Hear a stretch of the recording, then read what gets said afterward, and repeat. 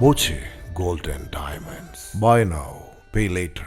ഷൊർണൂരിൽ നിന്ന് ബൈക്കുകൾ മോഷ്ടിച്ച് വിൽക്കുന്നയാളെയും വാങ്ങുന്ന ആക്രി വ്യാപാരിയെയും പോലീസ് അറസ്റ്റ് ചെയ്തു. തലപ്പള്ളി, പന്നിത്തം, ചെർമനയംകാട്, പയപ്പാട്ട് കൃഷ്ണൻകുട്ടി, തൃത്താല, ചെറുകുടങ്ങാട്, കരുവാൻപടി, തോട്ടുങ്ങൽ, അയ്യൂബ് എന്നിവരെയാണ് പോലീസ് അറസ്റ്റ് ചെയ്തത്. തെക്കേ റോഡ്, വാടനാംകൃഷി, ചുവന്ന ഗേറ്റ് എന്നിവിടങ്ങളിൽ നിന്നാണ് 3 ബൈക്കുകൾ നഷ്ടപ്പെട്ട പരാതിയിൽ ഇയാളെ പിടികൂടിയതെന്ന് പോലീസ് പറഞ്ഞു.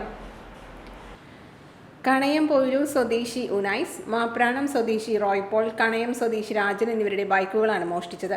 തുടർച്ചയായി ബൈക്കുകൾ നഷ്ടപ്പെട്ട പരാതി വന്നതോടെ 100-ലധികം CCTVകൾ പരിശോധിച്ചാണ് കൃഷ്ണൻകുട്ടിയിലേക്ക് പോലീസ് എത്തിയത്.